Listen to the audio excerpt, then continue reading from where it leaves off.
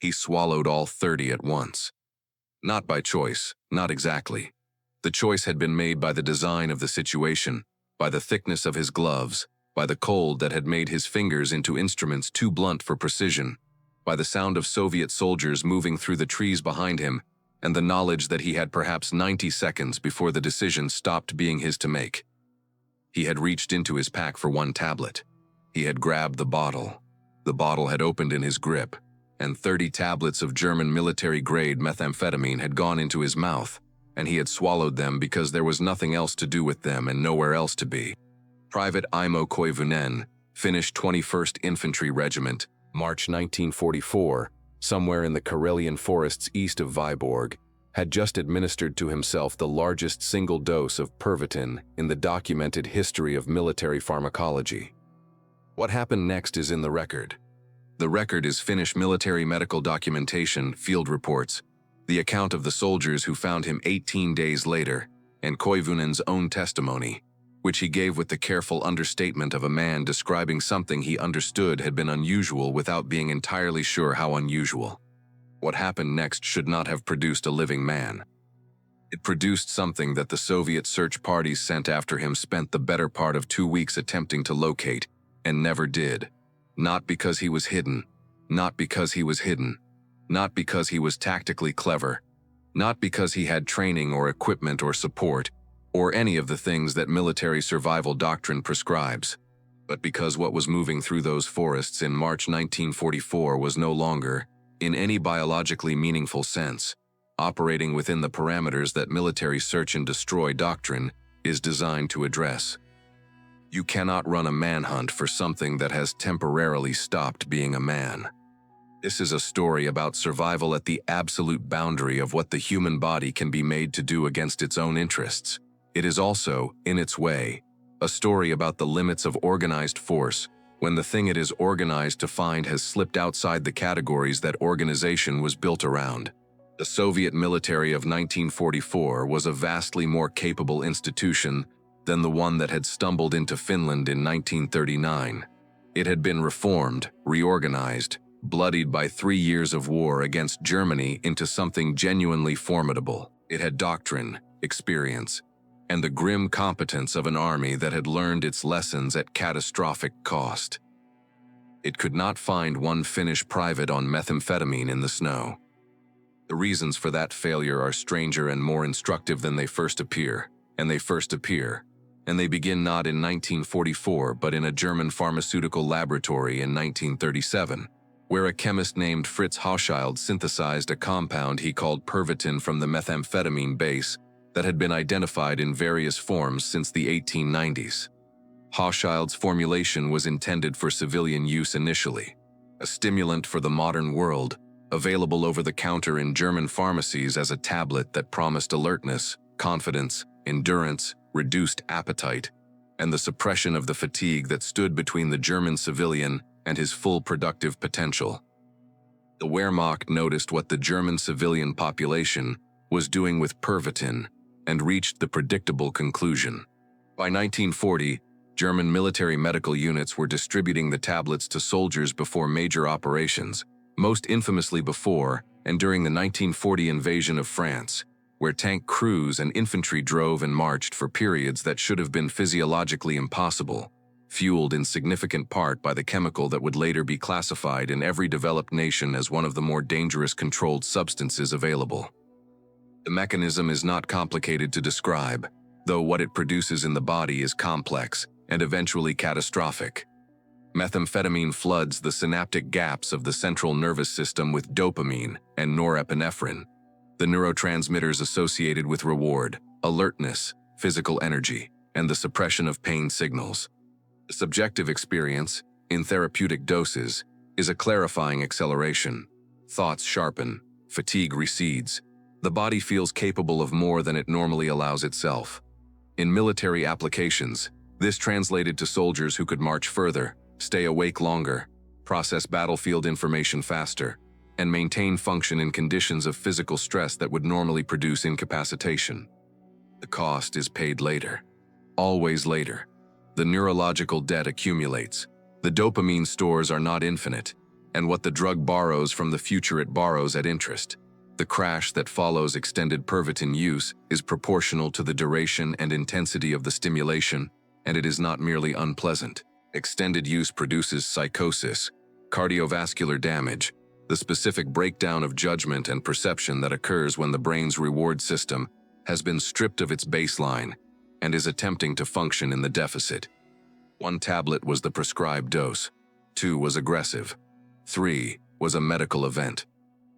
30 was uncharted territory in every sense that military medicine had available. Aimo Koivunen was 22 years old and had been skiing for 19 of those years. He was a reservist, called up as Finland found itself in the Continuation War, the second conflict with the Soviet Union that followed the Winter War, beginning in 1941 and grinding forward through 3 years of fighting that lacked the mythological clarity of the Winter War, but had its own grinding, brutal character. By March 1944, the Finnish lines in the Karelian region were under sustained Soviet pressure, and Koivunen's unit was operating in the kind of fluid, contested forest terrain that the Winter War had made famous and the Continuation War had made routine. The patrol was a standard ski reconnaissance. 7 men, moving through forest northeast of their position, gathering information about Soviet dispositions, standard procedure. The kind of operation that Finnish ski units had been conducting for 4 years with the competence born of hard experience. The Soviet ambush that hit them was also standard, a contact engagement in forest terrain designed to encircle and eliminate. The Soviets had better information about the patrol's route than the Finns had anticipated, or they had simply been in the right place, or the snow conditions had slowed the patrol's progress enough that the timing that should have kept them ahead of contact had failed by a margin too small to see until it was too late. The patrol scattered. That was the correct response. In forest contact in ski terrain, a scattered unit is harder to encircle than a concentrated one, and individual Finnish soldiers in their own forest had a reasonable chance of extracting themselves from situations that would have been fatal for soldiers who knew the terrain less well. Koivunen moved, because moving was the only option that led anywhere but capture. He had been designated the point of effort, the man breaking trail through the deep snow for the rest of the patrol, the most physically demanding role in ski movement through unpacked terrain. He had been at it for hours before the contact. He was, by any physiological measure, exhausted in the specific way that sustained maximum physical exertion in extreme cold produces exhaustion. The muscles depleted, the core temperature fluctuating, the cognitive reserve that keeps judgment intact running on the last reserves of what the body could spare. The Pervitin was in his pack, the patrol's full allocation of it. The tablets were standard issue for Finnish forces by 1944, adopted from the German practice, distributed to units with instructions that were explicit about dosage and equally explicit about the consequences of exceeding it. Koivunen reached for the bottle. The gloves his hands were in were the gloves you wear at -20 degrees in a Finnish forest when you are skiing at maximum effort and your hands need to stay attached to your body. Thick, clumsy, necessary. Not designed for precise manipulation of a small bottle cap in a moment of extreme motor stress with Soviet soldiers in the trees behind him. The cap came off. The tablets went into his mouth. He swallowed. He skied. What Pervitin at 30 times the recommended dose does to a human body in the first hours is not precisely documented anywhere because no military medical authority had a protocol for it. What the Finnish medical report on Koivunen's condition when he was eventually found describes, retrospectively, allows a reconstruction that is probably accurate in its broad outlines, if not in every physiological detail. The drug hit him within 20 to 40 minutes, which at the doses involved would have been faster and more total than any therapeutic administration. The dopamine and norepinephrine surge at 30 times the therapeutic dose is not an acceleration of normal function.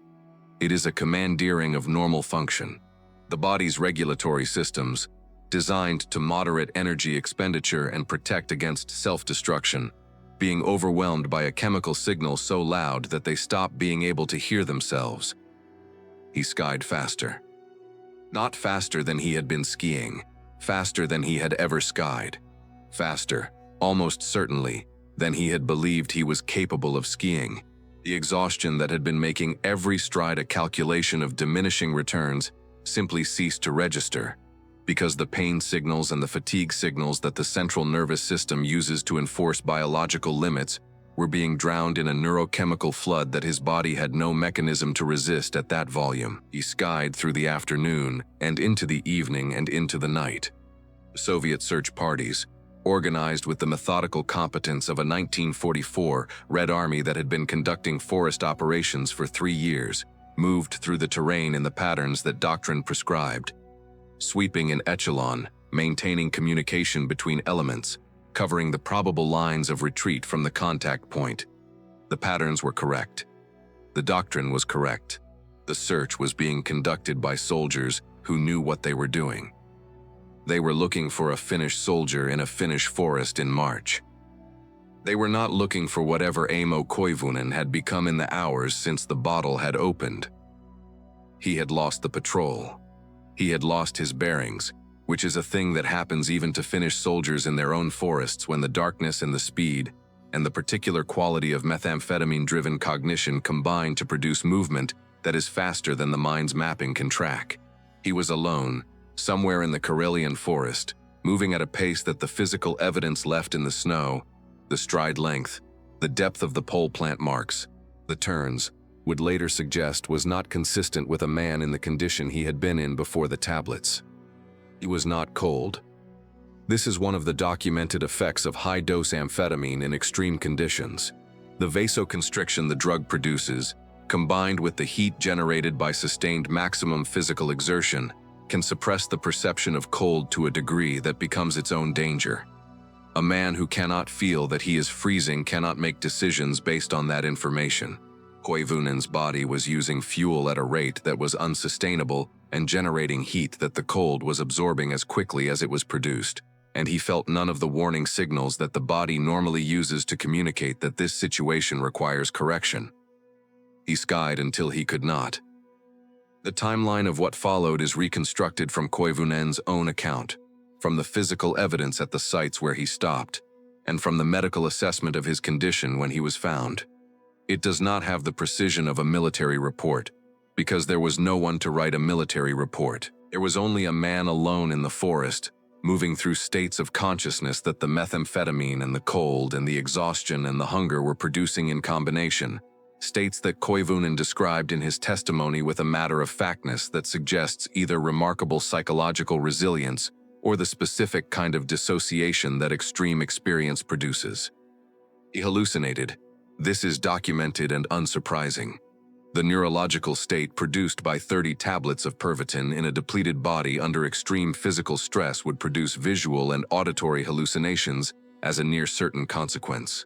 The specific content of what he saw and heard is not recorded in detail.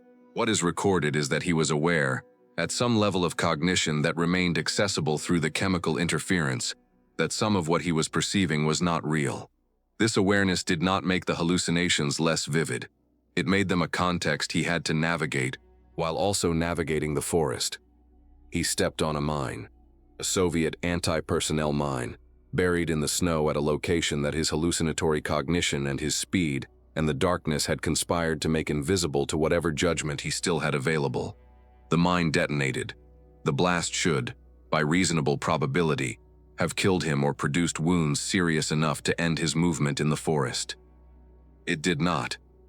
The Finnish medical report notes shrapnel wounds to his legs.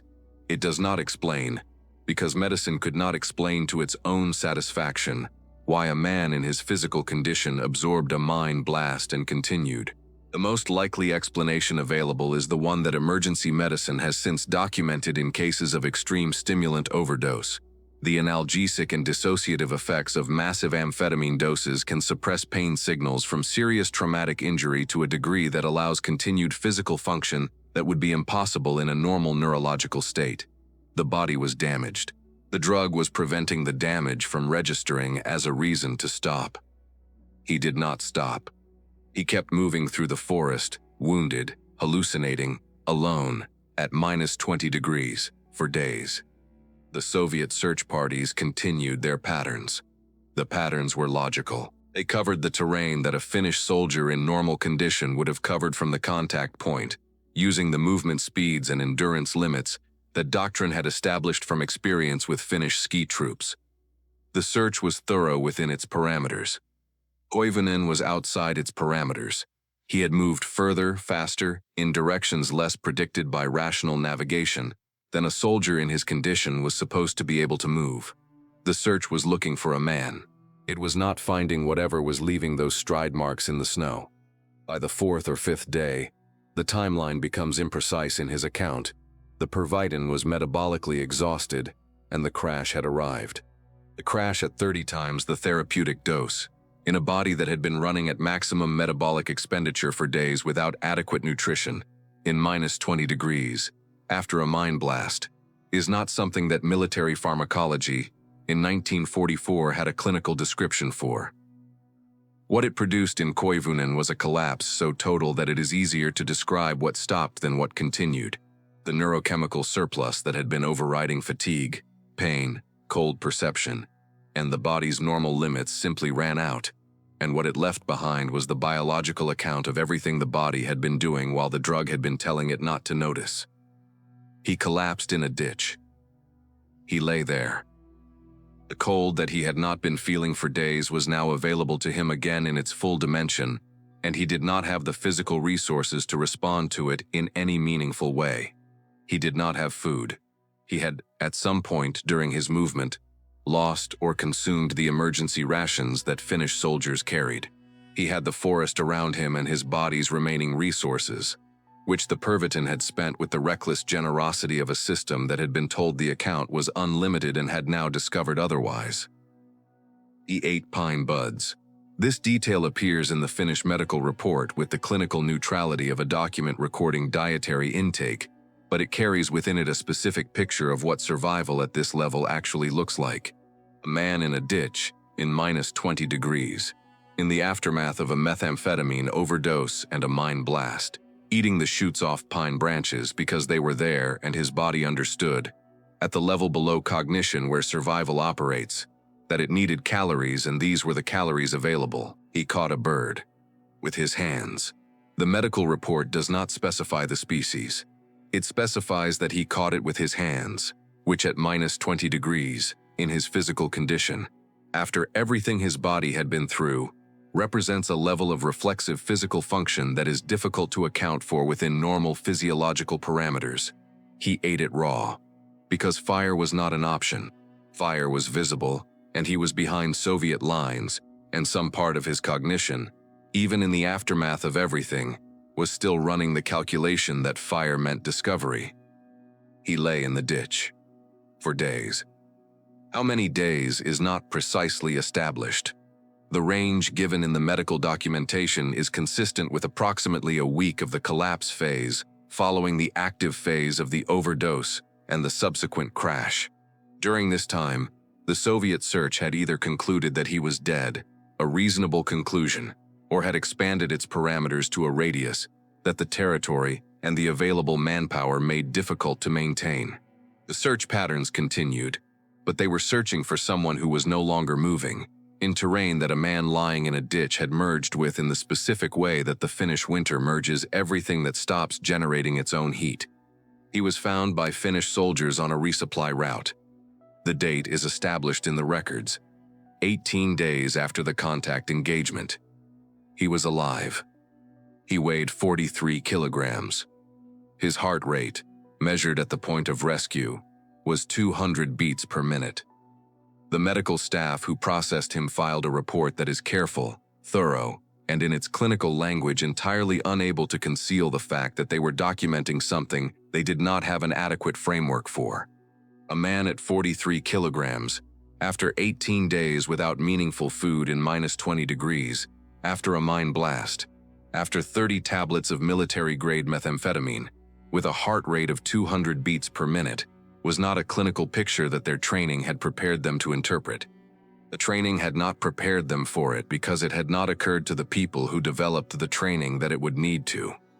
He recovered, not immediately. Recovery from what his body had been through was a process of months, and the cardiovascular effects of the Pervitin overdose required monitoring that the Finnish military medical system in 1944 was not fully equipped to provide. But he recovered. He was discharged. He lived for decades after the war, dying in 1989, and by the accounts of people who knew him in those decades, he was a quiet and somewhat private man who did not often discuss what had happened in the Karelian forest in March 1944. When he did discuss it, he discussed it with the same practical understatement that appears in his formal testimony, as a series of events that had happened, that he had survived, that were what they were. He was asked once, in an interview late in his life, what he thought had kept him alive. He considered the question. "I don't know," he said. "I kept moving, and then I stopped moving, and then I was still there." This is not a satisfying answer to a philosophical question, and it was probably not intended to be. But it contains, in its 3 sentences, the complete arc of what had happened. Movement, cessation, survival. The movement had been chemically produced and probably incompatible with normal survival. The cessation had been the crash, the ditch, the pine buds, the raw bird. The survival had been what, exactly? The Finnish constitution, literal and biological. The mine that had somehow failed to kill him. The specific location of the ditch. The timing of the Finnish resupply route. The medical report does not speculate. Medicine does not speculate when it cannot calculate. It records what was found and what was done and what the outcome was, and it leaves the space between the facts for whatever framework the reader brings to them.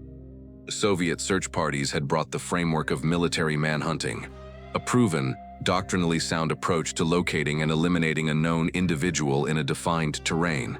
The framework failed because the individual it was hunting had, for the critical period of the search, exited the operational parameters that the framework was designed to address, not through skill or training or tactical brilliance, through the accident of a bottle cap that came off in thick gloves under fire, and the subsequent chemical transformation of one Finnish private into something that moved through the forest at speeds and in directions that no search pattern based on normal human endurance could reliably predict or intercept.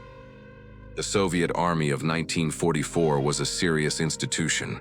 It had learned from 1939, from 1939, from 1941, from 3 years of catastrophic and then increasingly effective war. It was not the naive, poorly led force that had walked into the Finnish forest in November 1939, believing the war would be over in 12 days. It was experienced, adaptive, and in many respects genuinely formidable. It could not catch a man who had accidentally taken 30 methamphetamine tablets, and it could not catch him not because it was incompetent, but because competence has parameters, and what it was hunting had stepped outside them. There is something here that is not a military lesson and not a pharmacological lesson, but a lesson about the nature of limits and the assumptions embedded in them. Every system, military, institutional, biological, organizational, is built around a model of what it is likely to encounter.